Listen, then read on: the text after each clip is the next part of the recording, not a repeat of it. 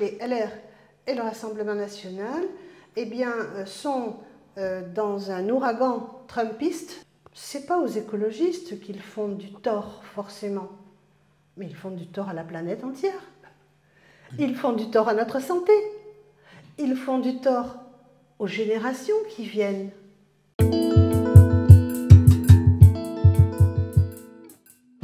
Bonjour, nous sommes donc dans l'émission qu'on a appelée Candidate-Candidat, qui s'adresse aux gens qui briguent les suffrages des électeurs. Et vous, Geneviève Payette, vous êtes donc invitée parce que vous briguez les suffrages des électeurs.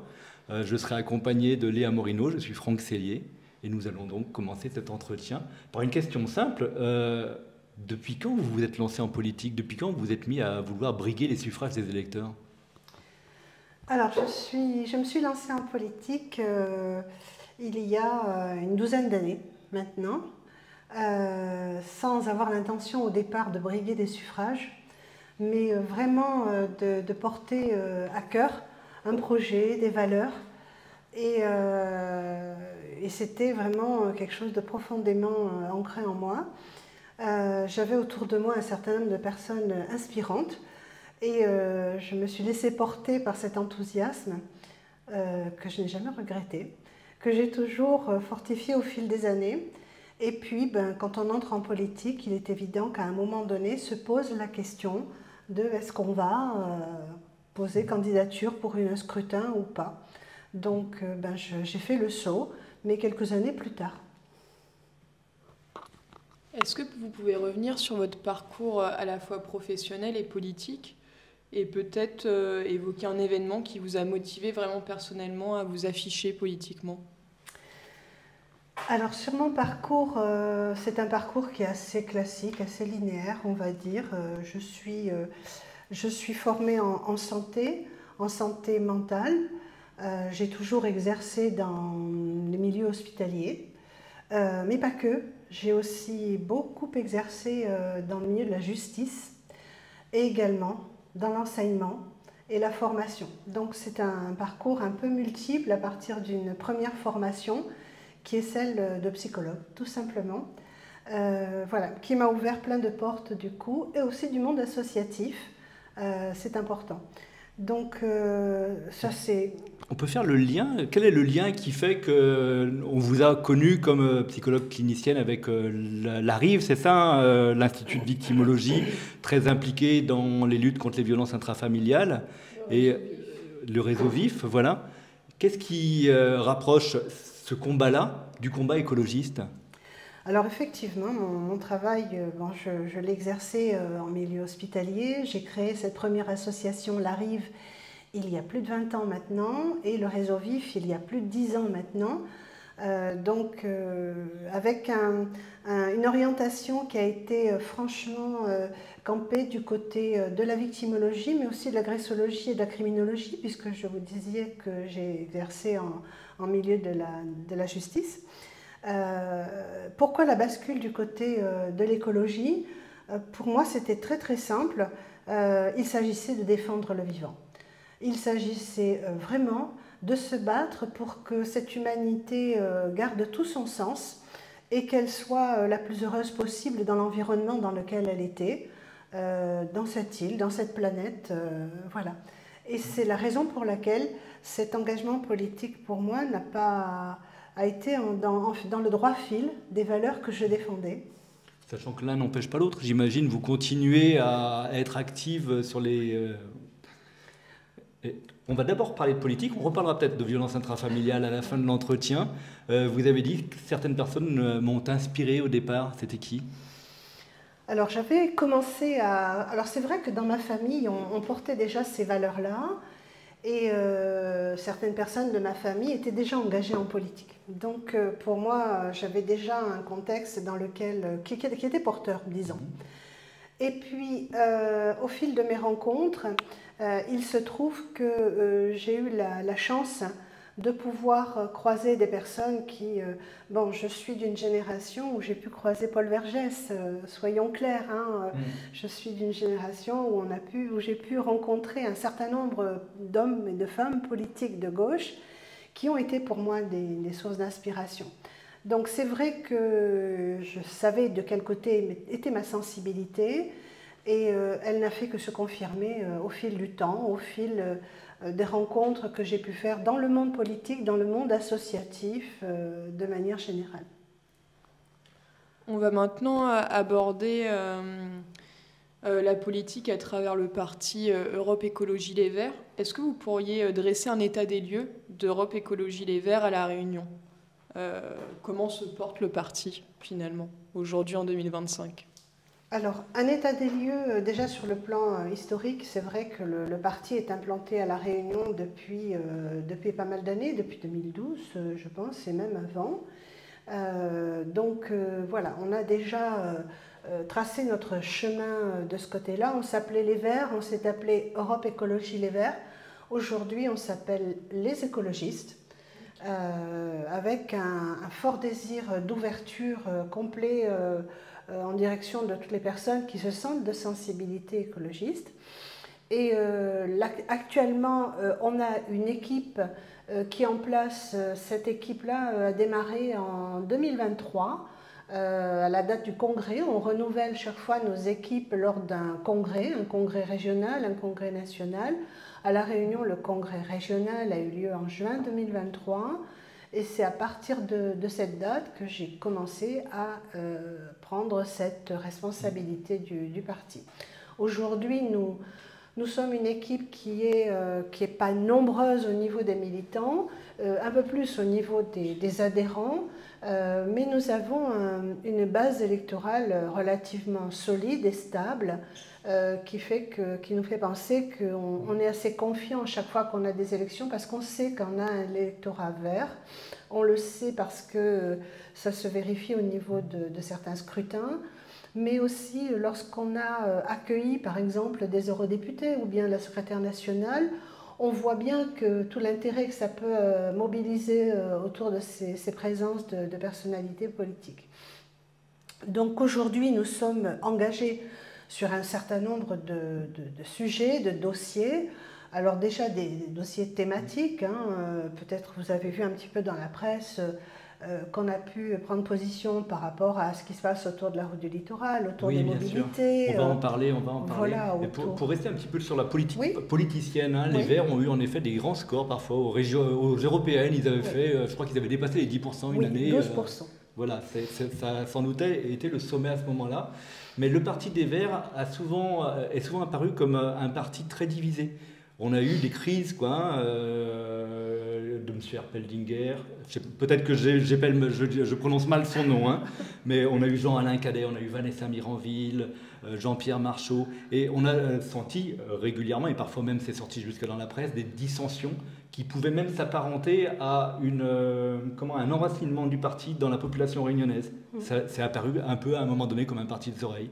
Et il fallait montrer que non, c'était pas que ça, que ça avait une réalité réunionnaise. Aujourd'hui, où on en est de ces dissensions? Est-ce qu'on arrive à les dépasser? Alors clairement, on a eu des périodes extrêmement tendues parce que c'était une problématique qui avait besoin on va dire, de chercher ses marques aussi dans le paysage, dans l'environnement politique, avec des orientations, avec des tendances qui se dessinaient et qui avaient du mal à s'homogénéiser dès le départ. Bon, puis aussi, il y a des personnalités qui font que je pense qu'on n'est pas le seul parti. On peut avoir des tensions. Voilà. Donc, il est clair que ces tensions sont à la fois préjudiciables parce qu'elles freinent toute la dynamique d'un parti. Elles écornent un petit peu l'image quand ça sort dans la presse parce que bon, on aimerait bien que les choses puissent se stabiliser. À l'heure actuelle, on a une équipe qui est relativement stable depuis 2 ans, qui certes est en train de monter en puissance, mais a encore besoin de trouver ses marques en termes d'homogénéité dans la manière de penser, dans la manière de faire. Il faut dire que entre l'écologie telle qu'elle se dessine au plan national dans notre parti et telle qu'elle va se décliner localement, ce sont déjà 2 mondes différents et il faut à chaque fois s'adapter au contexte politique local. C'est un contexte politique qui a énormément évolué depuis quelques années. On le voit bien au niveau de la gauche, mais pas que. On a vu qu'il y a de nouvelles tendances qui sont arrivées autour de nous et il faut aussi pouvoir se positionner par rapport à ces tendances-là. Donc, de quelle tendance je parle notamment de l'arrivée du Front National et du Rassemblement National, donc qui a changé un peu la donne localement et qui c'est vrai, a amené à des repositionnements pour voir un petit peu comment les écologistes allaient pouvoir, eux, déployer des arguments pour contre-attaquer justement une politique qu'ils ne défendaient absolument pas. Enfin, qu'on comprenne que l'électeur populaire qui votait communiste puisse aujourd'hui basculer du Rassemblement National, ça s'est étudié, c'est vu, c'est constaté. En revanche, l'électeur écologiste, on aurait plus de mal à imaginer qu'il puisse basculer. Oui, quand on parlait tout à l'heure de Jean Herpel-Dinger, on parlait de Cadet, on parlait de peut-être d'autres personnes, Vanessa Mironville, on peut parler aussi de Madame Duchemin, on peut parler de plein de camarades écologistes qui ont navigué avec nous dans ce parti. Ce dont on se rend compte, c'est qu'en fait, ils sont toujours restés écologistes.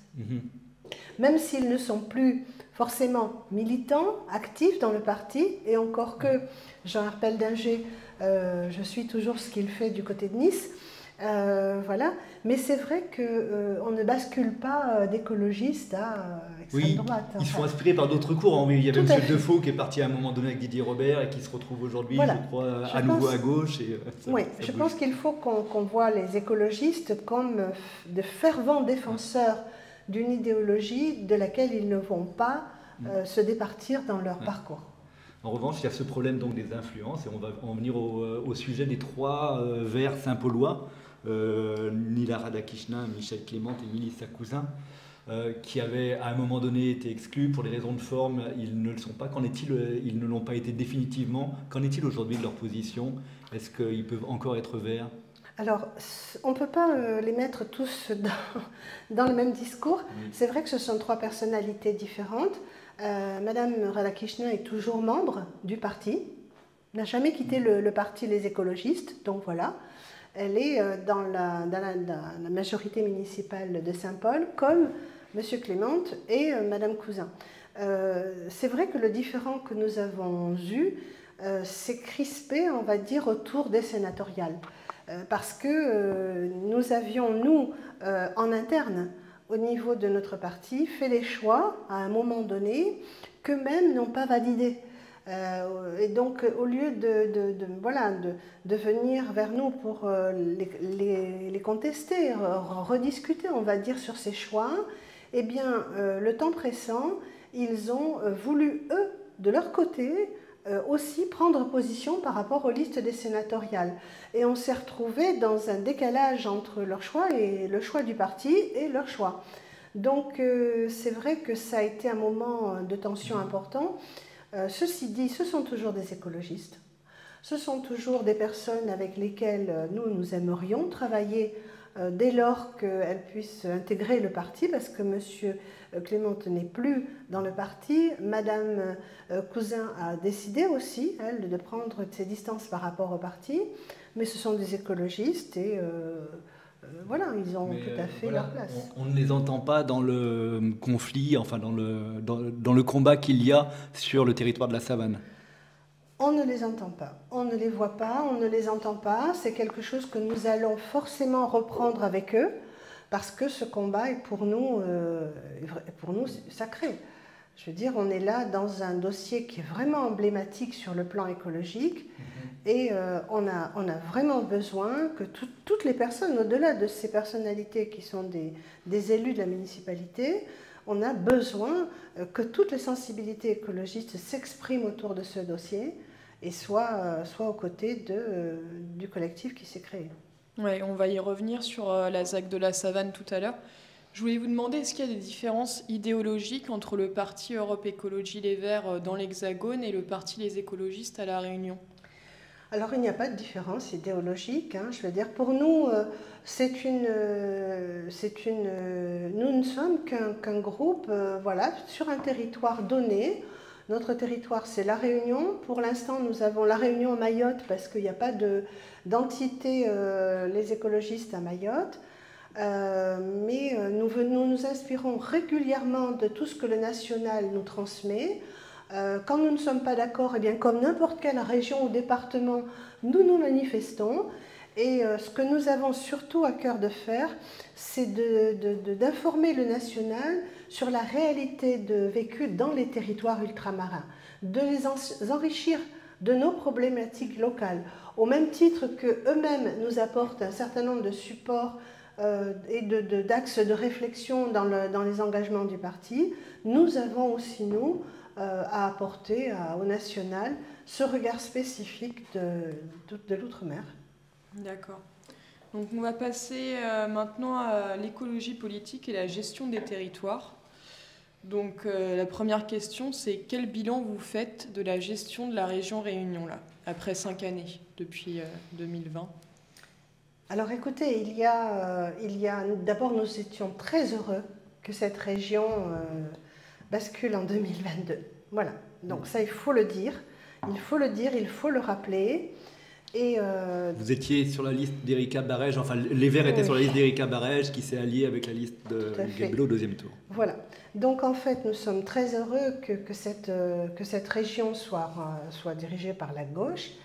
Et nous sommes très heureux aussi de pouvoir compter sur la région, sur un grand nombre de dossiers. Vraiment, c'est un lieu où il y a énormément de responsabilités, énormément d'enjeux, et nous sommes partants sur la majorité des dossiers défendus par la région. Mais il y a quelques dossiers sur lesquels nous n'avons pas la même position.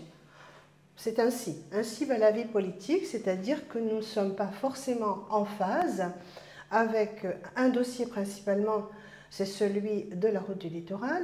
Avant de l'évoquer, oui. Juste une question sur Huguette Bello. À un moment donné, elle a été pressentie pour devenir première ministre. Qu'en aviez-vous pensé de ce moment-là? Alors, vous savez que notre parti avait applaudi des deux mains ce projet. Marine Tondelier s'était elle-même exprimée à ce sujet-là en disant voilà, c'est une femme au parcours exceptionnel qui vraiment cochait toutes les cases dans sa richesse, dans son discours, dans ses engagements, dans le discours politique qu'elle pouvait tenir. Et pour elle, c'était une candidate de choix. Donc nous, bon, c'est vrai qu'on s'est laissé surprendre localement par cette démarche. Et on se dit qu'au niveau des ultramarins, de manière générale, il est clair que dès qu'un ultramarin arrive à percer au niveau national, écoutez, on est tous très heureux, c'est clair. Et plus personnellement, pour vous, qui la connaissez bien, de par ses combats à l'UFR, sa présence à la mairie de Saint-Paul... Nous avons une histoire, partagé une histoire à ses côtés, et nous partageons aussi un grand nombre de ces combats qu'elle défend depuis longtemps. Donc voilà, qu'elle se soit retirée par la suite et qu'il y ait eu tout ce que l'on sait, eh bien, bon, bah, écoutez, c'est une réalité à laquelle il a fallu se soumettre. Mais voilà, donc où nous en sommes par rapport à cette aventure qui n'a pas pu se mener. Donc la région avait promis de développer les transports en commun après le fiasco de la nouvelle route du littoral. Qu'est-ce que vous en pensez des transports en commun aujourd'hui à La Réunion? Est-ce que vous voyez des pistes d'amélioration? Qu'est-ce que proposent les écologistes? Alors écoutez, j'ai envie de dire, il faudrait qu'on parle au présent. C'est pas après le fiasco, c'est maintenant. C'est encore un énorme problème. Voilà maintenant plus d'une décennie que nous avons ce dossier de la nouvelle route du littoral et de la finition de cette route, et on est loin d'avoir terminé ce combat. Donc pour nous, il est clair que nous n'avons jamais été favorables à cette route du littoral. Nous l'avons acceptée malgré nous, parce qu'on a compris à un moment donné qu'on ne pouvait plus du tout compter sur le tram-train. Voilà, c'est une réalité, avec les affres financières que ça représente, et qu'il fallait composer avec cette nouvelle route du littoral. Cette nouvelle route du littoral, on se rend bien compte qu'elle a connu aussi des péripéties politiques, environnementales, financières assez dommageables. Et tout n'est pas réglé, car vous le voyez comme moi, d'abord on se retrouve avec une route qui n'est pas finie. Il faut la finir. Il y a 800 millions qui sont prévus par les 3e accords de Matignon pour la finir. Les travaux commencent sans doute j'allais dire en sous-marin, disons qu'on est aux études, quoi. Ça vaut le coup de la terminer? De toute façon, on ne peut pas rester comme ça. On ne peut pas rester comme ça. Ce serait prétentieux de répondre à la question et tout de suite il faut la terminer. Non. D'abord, il faut régler les contentieux qui sont actuels au niveau du tribunal. Notamment la dernière tranche qui sera réglée au tribunal administratif de Bordeaux, là en fin d'année, sur tous les contentieux du groupement. On sait très bien que donc, la région a validé un projet dont elle a hérité malgré elle, mais que ce projet, il s'est avéré qu'il y avait énormément d'études qui ne correspondaient pas à la réalité du terrain. Et il a fallu refaire des études, il a fallu remettre de l'argent sur la table, et ça a été des millions d'euros encore qu'il a fallu injecter. Aujourd'hui, on se retrouve devant un contentieux financier qui est magistral, avec une route qui va finir par coûter 1,6 milliard. Et il faut impérativement, d'abord, avant de se poser la question de la finir là, il faut impérativement que tout Réunionnais, parce que tout Réunionnais va participer au financement, mais pas que les Réunionnais, vous parliez de Matignon, les Français vont mettre la main à la poche pour payer cette route. Il faut qu'on ait une transparence totale sur ces contentieux.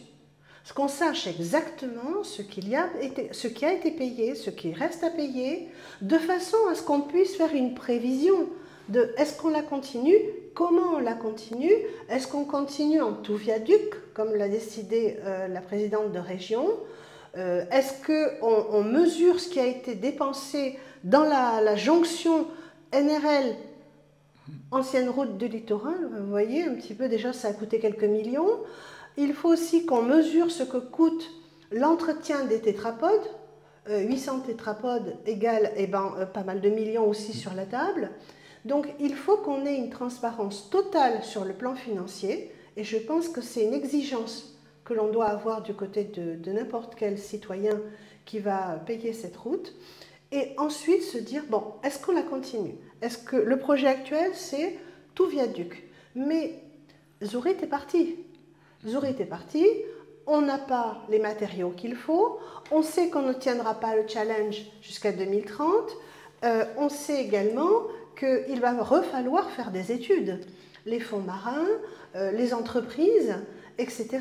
Donc, renégocier les choses avec Bouygues et avec Engie, bon, bah, c'est une chose, mais à quel taux? Combien ça va coûter?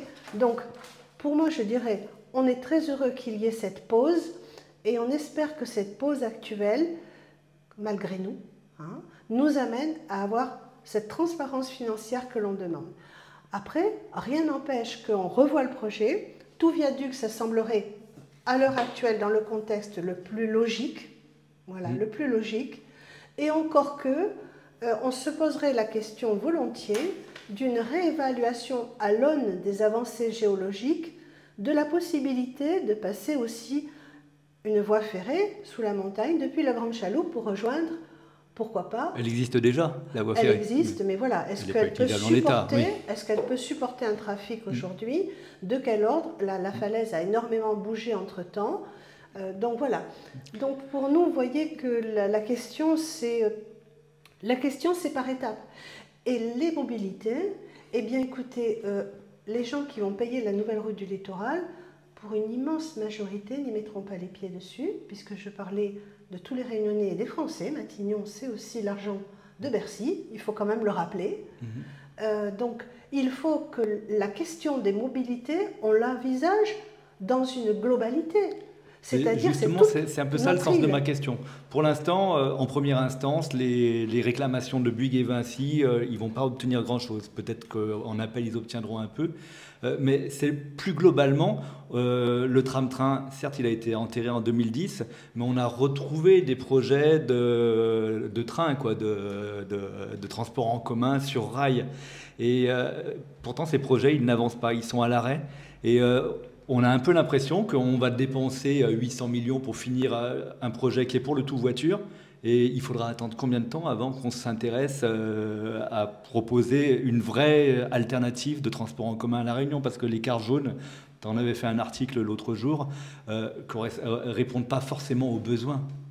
Alors, je suis complètement d'accord avec cette vision des choses, ce d'autant que, à l'heure actuelle, si on était dans une perspective de reprendre les travaux pour faire finir cette route du littoral, eh bien, ça voudrait dire que pourquoi on ne remet pas sur la table les états généraux des mobilités? On a énormément travaillé. Les citoyens ont produit un travail immense, ont fourni énormément de propositions. C'est silence sur la fréquence du côté de la région. 2023 ? Oui. On n'a rien, aucun retour. Personne n'entend plus parler de cela. Aujourd'hui, il y a le SAR, enfin, qui est à nouveau en chantier. J'ai comme l'impression que l'axe de la mobilité ne figure pas dans les défis du SAR. C'est quand même un problème. Parce qu'on est incapable de financer un grand projet. Donc on se retrouve devant une réalité, c'est-à-dire qu'on a favorisé le tout-voiture. Imaginez que quelque chose de l'ordre d'un tramway puisse un jour emprunter la nouvelle route du littoral, ça reste très hypothétique. Il faut aussi que des études soient faites et que cette route soit finie. En attendant, comme dit Créole, cabri mange salade.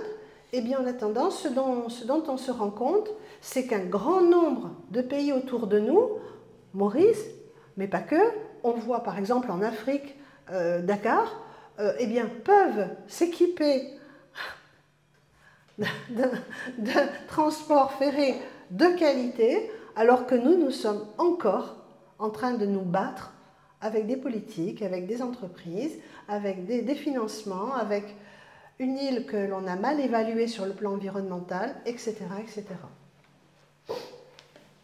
Donc on a bien abordé le sujet de la NRL et des mobilités. Maintenant, un sujet sur le développement de la Réunion où on rêve encore d'un développement touristique de grande ampleur. L'IRT ambitionne 750 000 touristes, voire 1 million parfois à un horizon plus ou moins proche.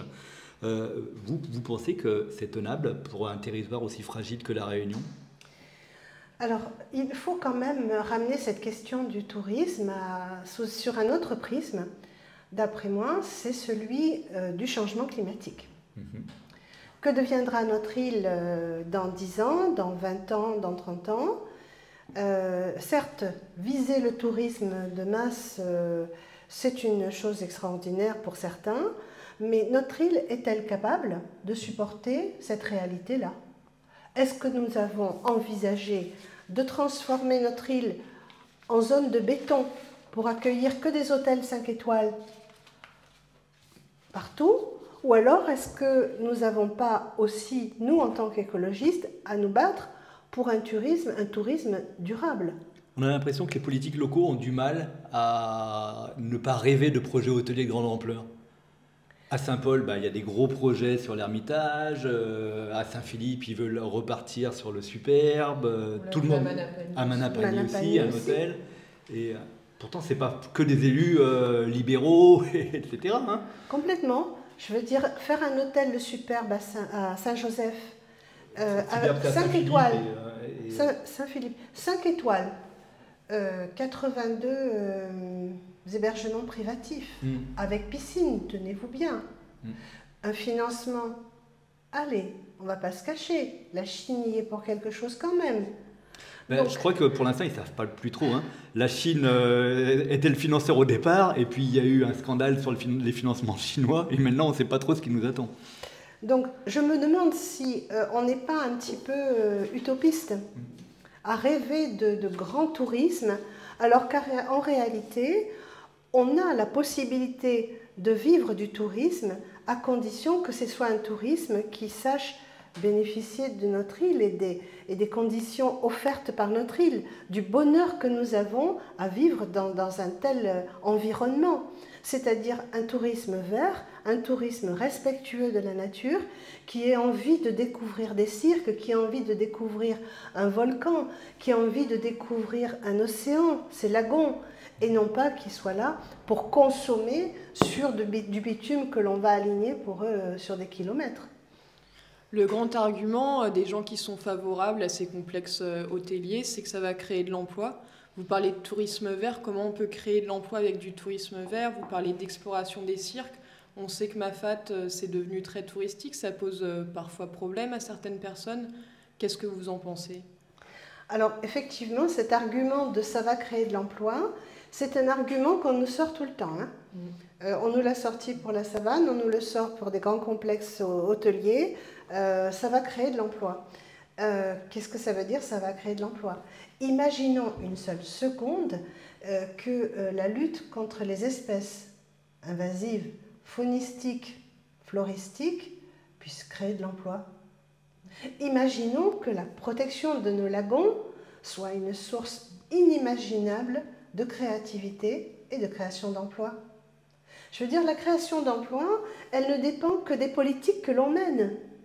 Si on vise du tourisme de masse, des rentrées financières, il est clair qu'on va bétonner, ça va créer de l'emploi. Mais si l'on vise une île qui sera un exemple dans le monde de préservation de sa biodiversité, là aussi on peut créer de l'emploi. Et des emplois extraordinaires, des personnes qui vont porter des valeurs et pour leur île, pour ce que leur île leur a apporté et ce qu'ils apporteront à leur île. Mais c'est des emplois qui seraient financés par qui? Par des institutions ou bien par le privé, par des commerces, par des... Je crois qu'il faut imaginer toutes les possibilités. On travaille actuellement, nous au niveau écologiste, on a cette habitude aussi d'être approchés, de travailler avec des ONG. Donc les ONG sont vraiment des lieux très très formateurs en termes de ressources. Mais l'argent peut venir de partout. L'État peut financer. On a quand même le parc national des Hauts, qui est quand même reconnu par l'UNESCO.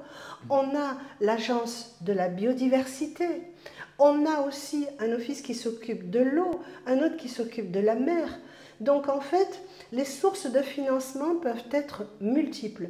Et il nous revient de favoriser la formation de la jeunesse dans ce sens-là, de créer des filières encore et encore et de les soutenir pour que ces filières soient porteuses et d'emploi et de sauvegarde de notre île. On évoquait la savane tout à l'heure, donc revenons-y à ces 90 hectares de terrain naturel qui sont menacés par un aménagement multiple, commercial mais aussi en logement. Vous vous opposez à ce projet, peut-être vous pouvez le rappeler, les raisons de votre opposition en quelques mots, et est-ce que aussi ce projet marque un divorce profond avec la municipalité saint-pauloise?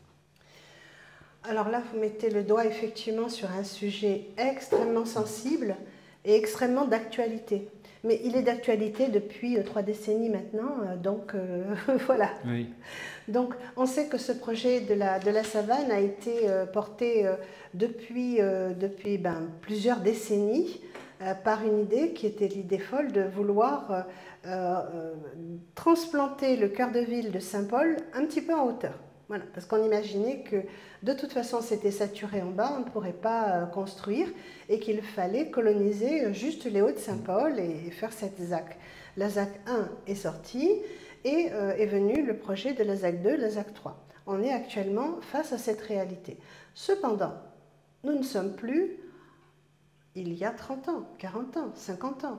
Les choses ont quand même énormément évolué.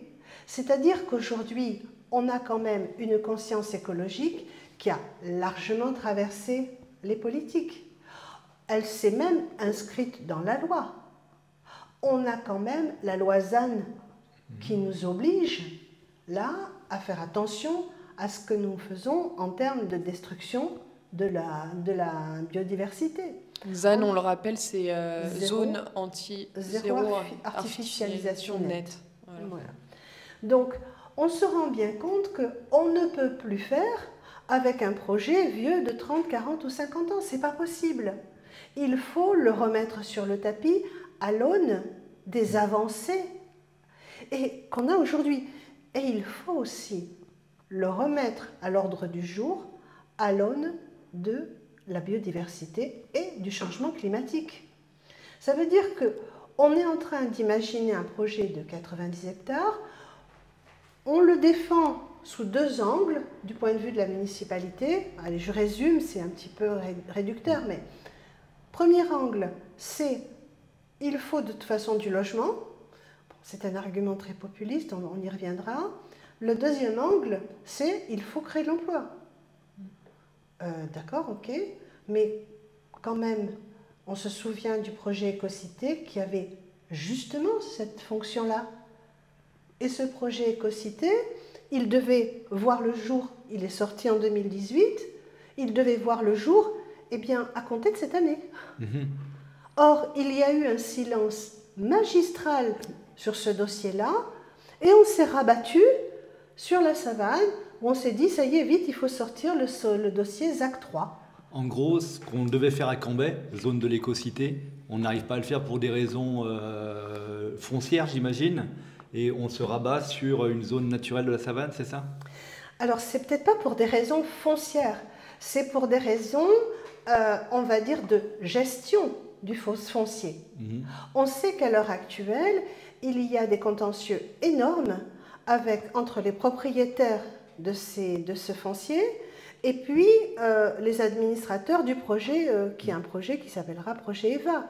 On sait qu'entre-temps, les années passant, eh bien, cette zone qui était parfaite pour justement transformer en écocité, justement valoriser le logement, le retour à l'agriculture, le retour aux zones industrielles, eh bien, en fait, ce projet-là a été complètement négligé et on a laissé s'installer sur cette zone qui est un endroit extraordinaire, immense, on a laissé s'installer des entreprises et on va dire des squatteurs qui ont pollué gravement, mais pas que le sol, le sous-sol. On sait aussi que l'ardoise est énorme aujourd'hui, c'est en millions. Rien que la dépollution va coûter plus de 3 millions. Et donc dans le litige qu'il y a sur le plan juridique et sur le plan sanitaire, environnemental, eh bien on sait qu'il va falloir franchir des étapes qu'on a du mal à franchir là. Du coup, la savane devient un petit peu, je suis désolée, mais un joker. En attendant, oui, la victime collatérale de cet échec-là. On ne peut pas faire là, alors que c'était exactement le lieu où il fallait faire sortir 1700 logements. Eh bien, on va imaginer 1000 logements dans 90 hectares de zone qui est une zone savanaire. Les zones savanaires, en France, il n'y en a que 3. Et donc, la savane, pour vous, c'est niette. Il y a cette zone savanaire. Mais où est-ce qu'on les construit alors, les 1000 ou les 1900 logements nécessaires aujourd'hui pour répondre aux besoins de la population? Alors, c'est vrai que, juste pour terminer par rapport à cette savane, il y a une association qui s'est créée autour d'un collectif citoyen. Vous savez qu'il y a eu 20 000 signatures quand même à la pétition. Protège notre savane. Et donc, cette association a été en justice. Et maintenant, a fait un recours au Conseil d'État. Donc, en fait, on se retrouve sur un litige qui est loin d'être réglé. Loin, loin. Bon, les travaux ont commencé. C'est comme si, quelque part, on va nous dire, mais écoutez, regardez, c'est déjà en route, on ne peut pas arrêter, là, voilà. Où est-ce qu'on va construire? Eh bien, reprenons le dossier de l'écocité. Excusez-moi, le Conseil d'État devrait donner sa décision à quelle date? Je ne sais pas. On ne sait pas. Je ne sais pas, je ne suis pas dans ce rouage-là sur le plan judiciaire, mais de toute façon, c'est ce que le tribunal administratif avait offert comme seule possibilité à l'association qui s'en est saisie. Donc voilà. Donc clairement, aujourd'hui, tout ne va pas revenir non plus sur la question de est-ce qu'on construit à Saint-Paul. Ce dont on se rend compte, c'est que lorsqu'on a écouté un petit peu les pétitionnaires l'an dernier au mois de septembre, août-septembre, c'est qu'en fait, il n'y a jamais eu de recensement exhaustif de toutes les friches qui existent sur la commune de Saint-Paul. Donc on aimerait avoir déjà... Quand vous parlez de friches, c'est des friches agricoles ou bien c'est des friches urbaines sur lesquelles on pourrait encore... Pour une majorité, ce sont des friches urbaines. Donc il y a des zones sur lesquelles effectivement on peut mettre du bâti. Mais il faut aussi se rappeler que ce bâti que l'on veut mettre dans la savane, c'est une partie du bâti social et aidé, mais une immense partie des villas privatives, du logement privatif.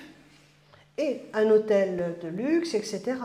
Donc, si on ne veut répondre que sur la partie logement, sur le projet Savane, c'est 600 et 400. 600 en aidé et 400 en social. Donc, si on veut arriver à trouver un espace pour construire 1000 logements, eh bien, je pense qu'il faut revenir sur cette question des friches. C'est une première chose.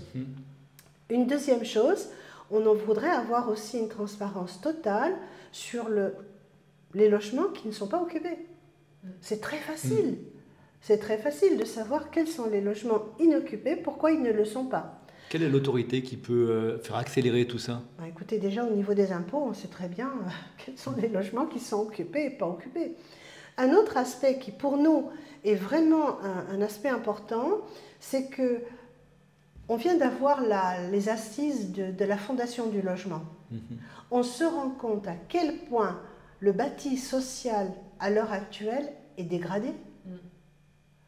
Pourquoi vouloir chercher du neuf quand il y a du bâti social existant qui n'a jamais été entretenu? Mais des gens habitent déjà dedans. Alors ils habitent dans un habitat indigne, mais là on parle des gens qui cherchent un logement. Il y a des logements vides. Oui. Et potentiellement, les personnes qui vont demander une mutation de logement, ce seront quoi? Ce seront les personnes qui jusqu'à présent sont à plusieurs générations dans un appartement. Ce sont des personnes qui sont âgées, souvent, et c'est surtout des personnes en situation de précarité. Donc, si on commençait à revoir ce bâti social, ce qu'on en a fait aujourd'hui, dans quel état il se trouve, il est fort probable que nous aurions déjà des réponses plutôt que de construire du neuf dont on n'a aucune garantie pour savoir si dans 5 ans ou 10 ans, il ne va pas finir comme celui qui a été construit récemment. Oui, quand je disais quelle autorité, c'est quelle volonté politique il y a aussi d'obliger des propriétaires à rénover et à louer ou à les exproprier même si on voit qu'ils ne font rien. Qui fait ça? C'est les maires, c'est la région?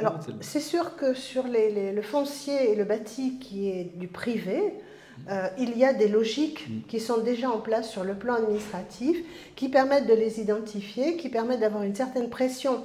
Souvent la pression elle est fiscale, soyons clairs, mais ce ne sera pas le pool le plus important de mise à disposition dans le logement.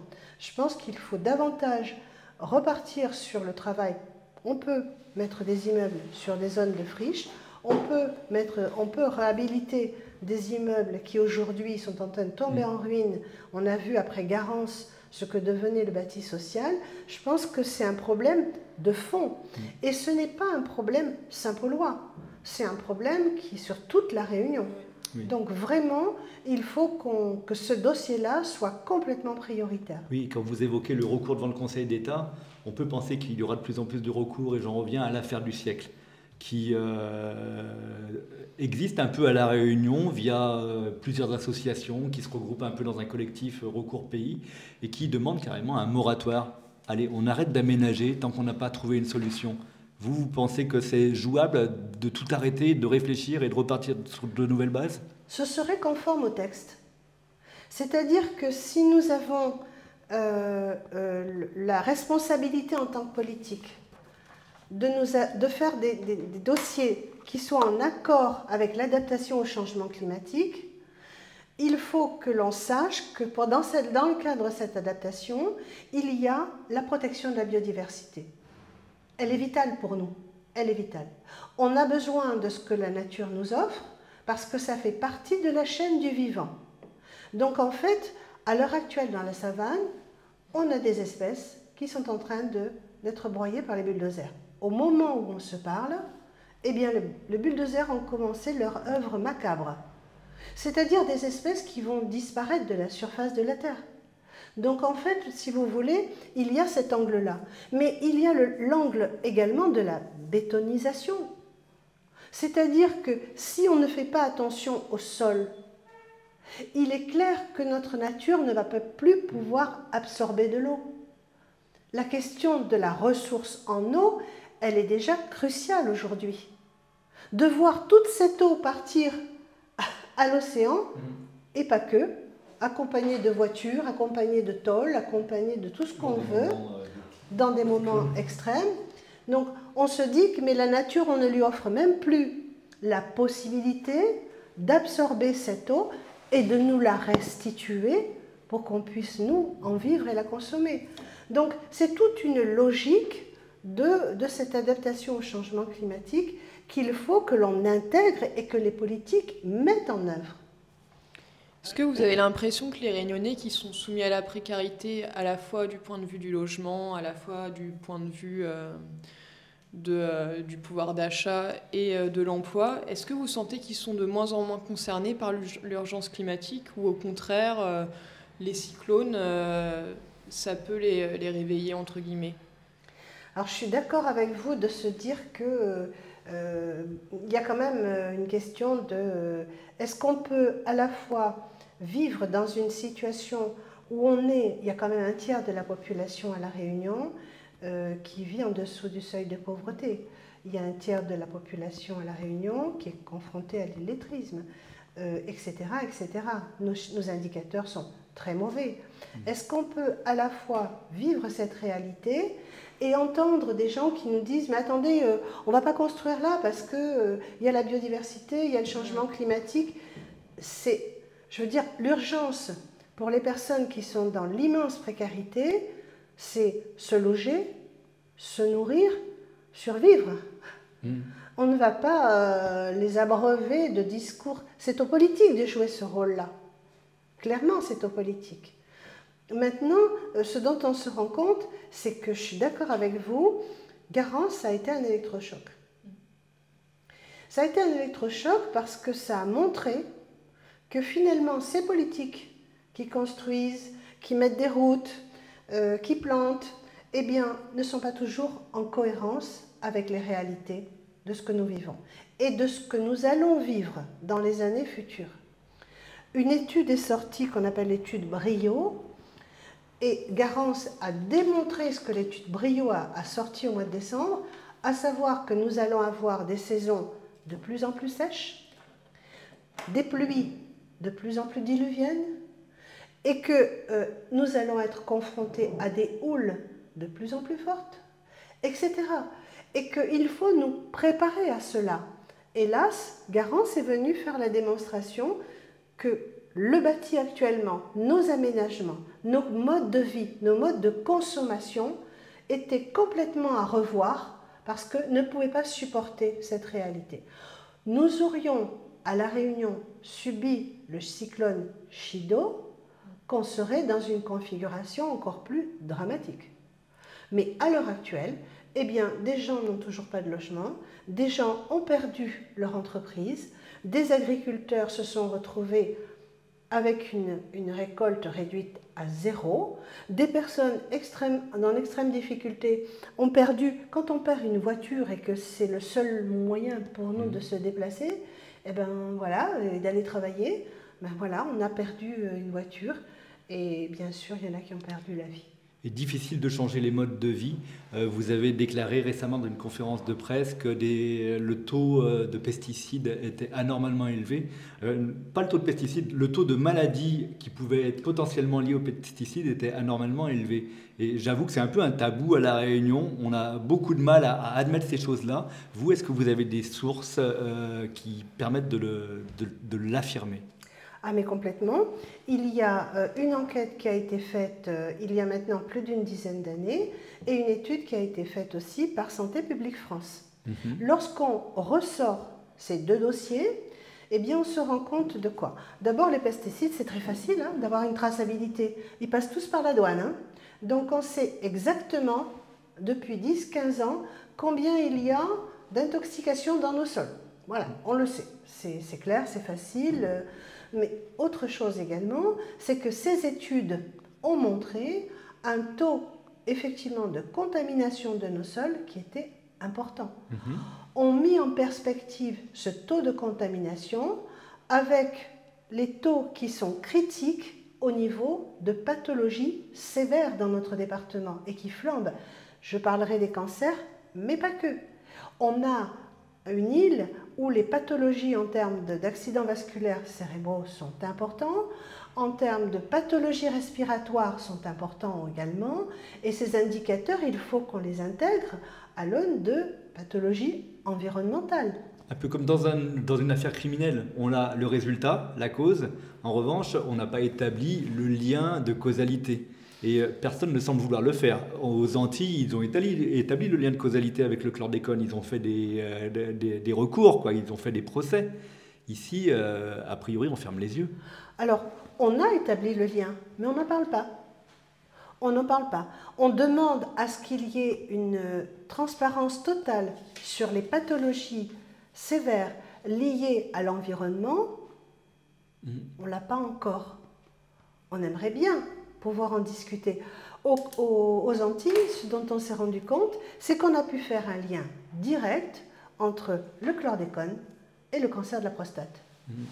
Aujourd'hui, ce serait important que l'on ressorte ces études qui ont été faites à La Réunion et qu'on voit les pathologies des personnes qui sont le plus proches, le plus exposées à ces pesticides. Les agriculteurs, les planteurs, effectivement. Mais quand on dit les planteurs, on le met au masculin. Or, cette étude a montré que dans ces planteurs, eh bien, il y a 23% des personnes qui sont pas seulement des agriculteurs, mais des agricultrices. Et que leur rôle, souvent sur les exploitations, c'est pas de pulvériser le produit, c'est de le mélanger avant la pulvérisation. Lorsqu'on mélange, on inhale beaucoup plus la molécule à la source que lorsqu'on la pulvérise, où elle part dans l'air et où elle part sur les plantes et dans les sols. Donc, on aimerait bien pouvoir mettre en lien certaines catégories professionnelles avec la flambée de ces pathologies que l'on observe aujourd'hui et qui sont des pathologies qui sont extrêmement dangereuses, mortelles, il faut le dire. Donc on évoquait l'agriculture à l'instant. Est-ce que vous pensez qu'il faille décaner, pour reprendre une expression de Daniel Waro, de graines semées, la terre réunionnaise pour revenir à une agriculture qui pourrait permettre à La Réunion d'atteindre une souveraineté alimentaire?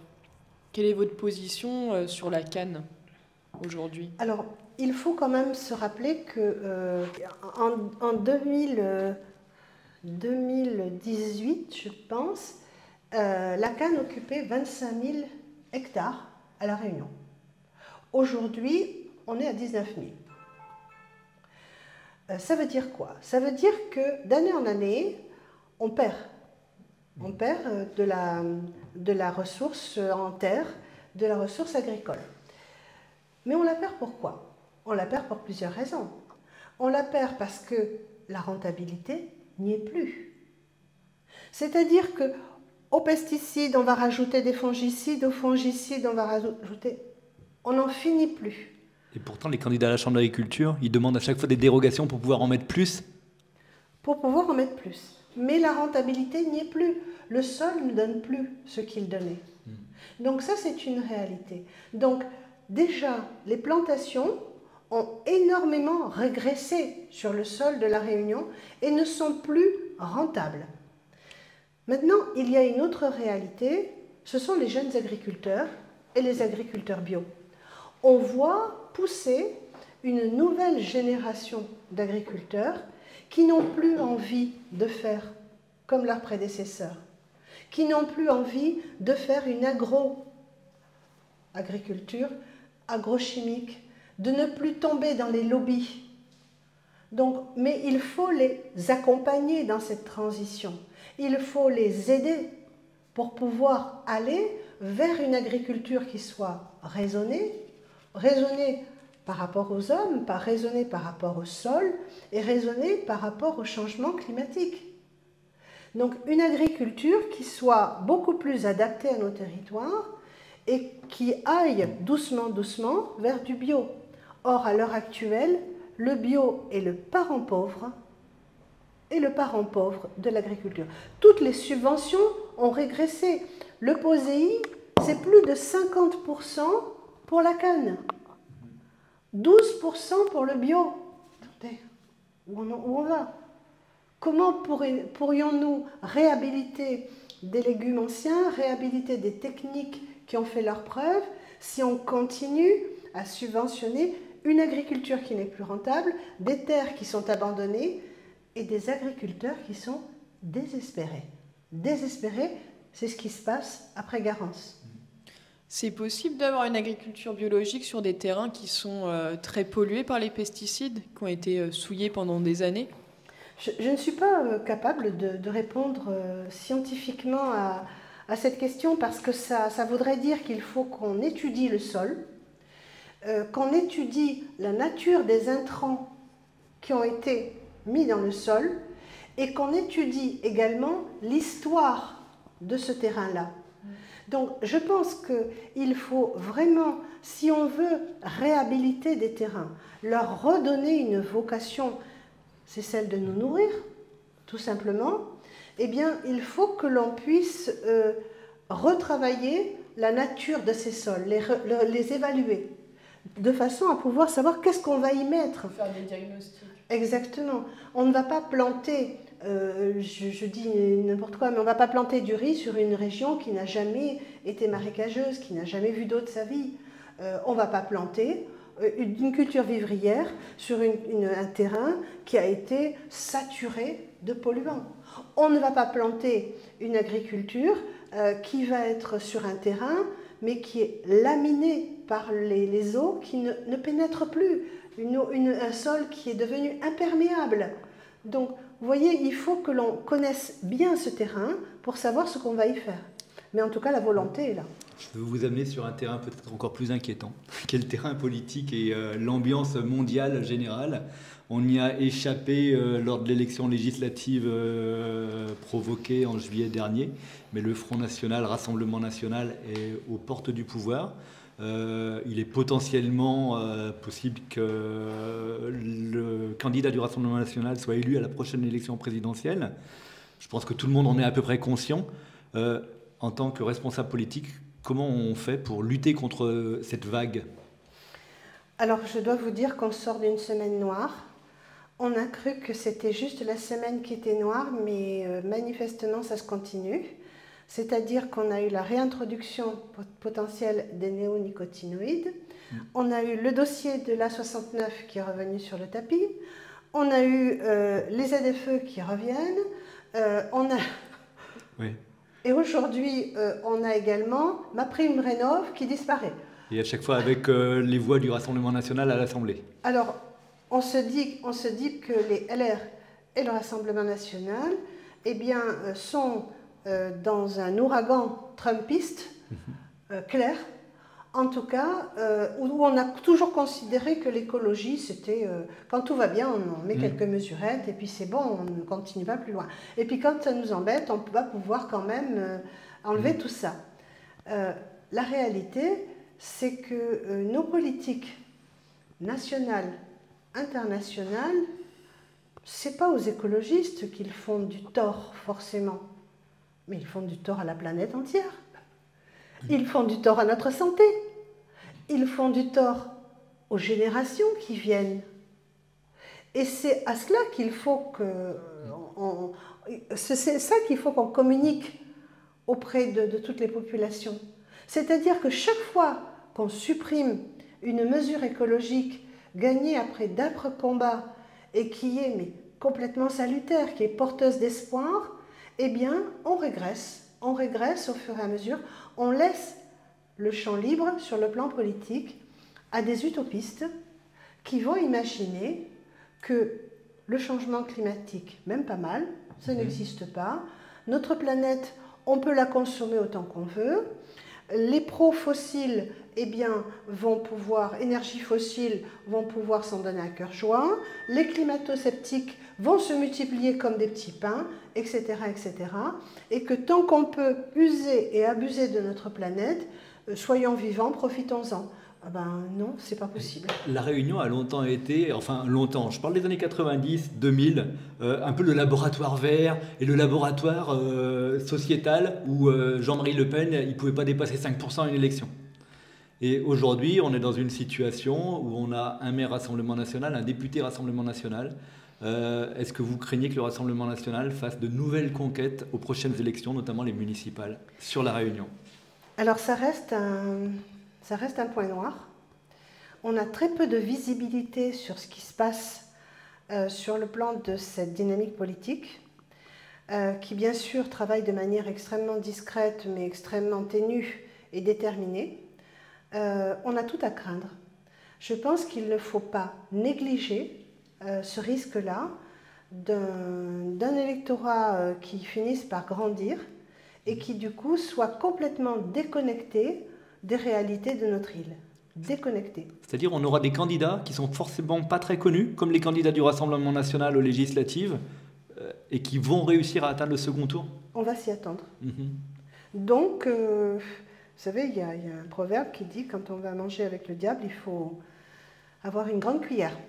Eh bien, il faut qu'on aiguise nos armes, il faut qu'on soit fort, il faut qu'on soit extrêmement regroupé dans nos combats, et qu'on puisse avoir une campagne solide sur le plan à la fois politique, mais à la fois sur le plan thématique. Parce que les Réunionnais, on se rend compte, lorsqu'on fait par exemple les manifestations climat ou autres, on a une génération de jeunes qui vient autour de nous, qui est enthousiasmante. Donc on sait très bien qu'il y a des Réunionnais complètement sensibilisés à ce qui se passe autour d'eux et qui voient bien, qui sont quand même lucides et qui ont pris les enseignements de ce que nous venons de vivre. Donc les Réunionnais sont vraiment à la pointe d'une sensibilité écologique, notamment les jeunes. Et je pense qu'il faut qu'on continue à travailler cet électorat, qu'on le consolide et qu'on travaille autour de la gauche à le consolider. D'ailleurs, est-ce que vous serez candidate à une élection municipale en 2026 et comment va se positionner le parti Les Écologistes? Alors, les écologistes actuellement ont intégré la plateforme réunionnaise. Alors laquelle? La plateforme réunionnaise qui est regroupée autour de Erika Barège, on va dire, voilà, pour être très, très clair. Voilà. Là, on a une gauche fracturée. On aura la plateforme du Guet-Bello et celle d'Erika Barège. C'est trop tôt de dire qu'elle est fracturée. Quand même, voilà, on a une gauche. On a une gauche avec des personnalités qui sont bien campées, bien identifiées, avec des courants, des modes de fonctionnement qui sont très différents. Et par rapport à l'approche des municipales, les premiers scrutins sont les municipales, eh bien, on a un travail très différent qui est mené d'un côté comme par rapport à l'autre. Les écologistes ont fait le choix de ne pas chercher, dans un premier temps, à identifier les têtes de liste. C'est vraiment dans ce sens-là que la plateforme travaille et ça nous convient très bien. Et ça va aussi en cohérence avec ce que notre parti a dessiné au niveau national en changeant d'étiquette lorsqu'on a abandonné Europe Écologie Les Verts et qu'on est devenu les écologistes. La dynamique qui a été dessinée par notre parti l'an dernier et dans laquelle nous sommes maintenant, c'est une dynamique d'ouverture. D'ouverture maximum. Les Français ne sont pas tous ceux qui vont prendre une carte électorale, voilà, et prendre une carte d'un parti, pardon. Donc on se donne encore des chances dans des communes comme Saint-Paul ou Saint-Denis de ne pas avoir deux listes de gauche face à face? De notre côté, nous ferons d'abord un travail d'ouverture avec des associations, des citoyens de manière générale, les corps intermédiaires. On va vraiment faire ce travail de fond. On a commencé à le faire.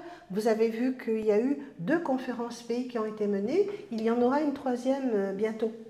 Et ces conférences pays ont pour vocation à drainer justement toute cette population qui se pose énormément de questions, mais qui n'est pas encartée, qui n'est pas, voilà, mais qui a envie de débattre.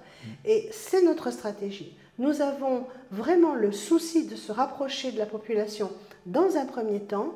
La tête de liste et le choix de la tête de liste, ça viendra après. Mais pour l'instant, voilà, la mouvance Huguette Bello, Patrick Le Breton a plutôt tendance à bouder ses conférences, voire à essayer de les court-circuiter. Ils ont tendance à chercher des têtes de liste tout de suite, des figures de proue que l'on va mettre en évidence et on va ériger la campagne et on va rentrer tout de suite dans du dur de la campagne.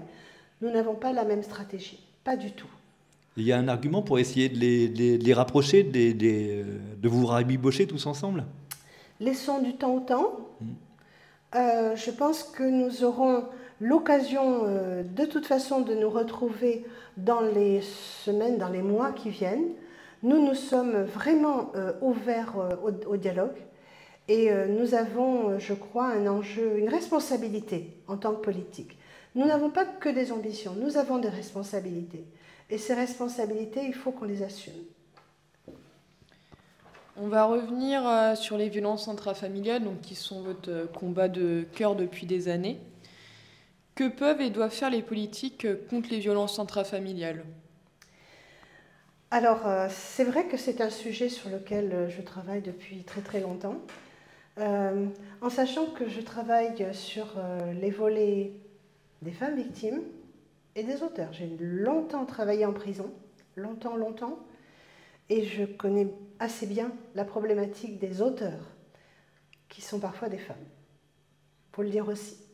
Donc, les violences intrafamiliales sont une réalité douloureuse dans notre département, mais elles sont une réalité douloureuse dans les départements d'outre-mer de manière générale. Hélas, nous sommes en place du podium à ce niveau-là, mais les autres départements d'outre-mer sont avec nous. Voilà. Donc, toute une histoire explique cette difficulté à mettre en évidence et en valeur la place des femmes dans une société. Et aussi à tenir compte de la réalité de ces hommes auxquels on a confié la responsabilité de ramener de l'argent, de gérer des familles, etc. Donc, on est devant des vulnérabilités qu'il faut prendre en compte. Et ces vulnérabilités, on ne peut pas se dire que c'est seulement le politique qui doit s'en occuper. Je pense que notre État a aussi un énorme rôle à jouer. Clairement, ce que nous demandons depuis toujours, quand je dis nous, c'est tout le réseau d'acteurs autour de cette thématique. Oui, quand vous dites l'État, c'est l'État au sens gouvernemental. Tout à fait. C'est qu'on nous donne les moyens. On nous donne les moyens de travailler sur cette thématique-là. J'ai eu le bonheur de pouvoir porter un projet qui a abouti. Le centre d'auteurs à Bois d'Olive. Oui, le centre d'auteurs à Bois d'Olive. Et je pense qu'il faut que l'on ne mette pas forcément la stigmatisation du côté des auteurs et la victimisation seulement du côté des femmes. Il faut qu'on ait une lecture systémique de la violence. Et qu'on ne se dise pas que la violence, c'est seulement dans les familles. Quand on regarde les consommations d'antidépresseurs dans notre île, quand on regarde le taux de mortalité suite aux accidents de la route, quand on regarde ce qui se passe comme agression autour de nous, quand on regarde les dégâts, quand on veut bien envisager les dégâts que feront et font déjà l'introduction de drogue dure dans notre île, on sait que la violence, elle est là. Elle est là au quotidien. Elle n'est pas seulement là dans certains quartiers. Elle est là tous les jours. Et je pense que cette violence qui déborde largement les familles, il faut qu'on puisse la régler avec des moyens humains, qu'il y ait des professionnels formés. Je pense que les familles ont besoin d'être aidées sur le plan de l'éducation des enfants, des valeurs, que ces jeunes ont besoin de pouvoir retrouver une place dans la société. Et tant qu'on n'aura pas travaillé ce socle pour apaiser tout ce qui génère de la violence, c'est-à-dire les inégalités sociales, la précarité, la misère, etc., eh bien, malheureusement, on va passer à côté du problème. Donc, on demande des moyens, pas seulement sur le secteur des violences intrafamiliales, mais de manière générale sur la prévention, sur l'éducation. Et vous pensez que la gauche s'en sort mieux que la droite pour lutter contre ces problèmes sociétaux ? Eh bien, écoutez, moi, j'ai eu le bonheur donc d'avoir la possibilité de travailler pendant que voilà, la gauche était au pouvoir et maintenant, voilà, on est dans une autre configuration. Je ne sais pas si la gauche s'en sortait mieux que la droite. Je pense que l'un comme l'autre a encore des progrès à faire. Politiquement, on a à faire des progrès de ce côté-là. Et on sera tous gagnants, tous, pas seulement les femmes victimes de violences, mais nos familles, nos cercles de travail, nos cercles relationnels et nos capacités après à pouvoir prendre une place dans la société. Donc on va passer à la dernière partie de notre entretien. On va vous poser plusieurs questions et en fait vous devez répondre seulement par oui ou par non ou par un non. Ou par un nom d'une personne ou d'une oui, œuvre. Voilà, le premier exemple, ça va être moi qui pose la première question. Oui, vas-y. Quel est le son qui reflète le mieux la Réunion ? Le son ? La chanson. Ou la musique. Hein. Notre île ? Jacqueline Farérol ? Mon île, oui. La Réunion peut-elle atteindre la souveraineté alimentaire en 2050 ? C'est oui ou c'est non ou c'est... Je ne sais pas, mais de préférence oui ou non. Si vous ajoutez sobriété, je veux bien. Avec la sobriété alimentaire, on peut l'atteindre. Voilà. Le sentiment d'insécurité qui prévaut aujourd'hui à La Réunion est-il, selon vous, justifié ? Oui, je dirais oui. Oui. Parce que nos politiques n'ont pas encore fait tout le job. Vous préférez qu'on vous offre une nuit au luxe ou sous une tente dans la forêt des Hauts ?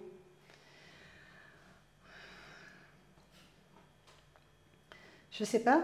Il fait froid dans la forêt sous une tente, mais près du lagon, je veux bien. Si vous déménagez la tente et vous la mettez plus proche du lagon, je veux bien. Ok, au camping de l'Ermitage. Ok. La liberté de la presse est-elle menacée à La Réunion ? Alors je pense que oui, parce que quand on voit qu'on n'a qu'un seul média à l'heure actuelle en presse papier, c'est assez dramatique. Et qu'on sait par qui ce média est subventionné, là, on n'a plus d'équité. Là, c'est la région qui est le principal oui. aide publique au quotidien. Il faudrait qu'on puisse avoir plus de médias, plus d'ouverture de ce côté-là. Et c'est ce qu'on essaye. Et enfin, une dernière question. Est-ce qu'il y avait une question que vous auriez aimé qu'on vous pose ? Est-ce que vous avez quelque chose à ajouter à la fin de notre entretien ? Je trouve que vous avez été curieux. On a abordé énormément de sujets. Je formule vraiment le vœu que la jeunesse maintienne ce sursaut écologique dans lequel elle s'est lancée. Et nous ferons tout pour la soutenir et que c'est un enjeu pas seulement pour notre île mais pour notre planète et vraiment je le souhaite. Merci à vous. Merci. Si vous avez aimé cette vidéo de Parallèle Sud, média réunionnais indépendant, partagez-la. Et si vous voulez soutenir la liberté de la presse, faites un don sur notre site parallèlesud.com. L'info est un droit, mais elle a un prix.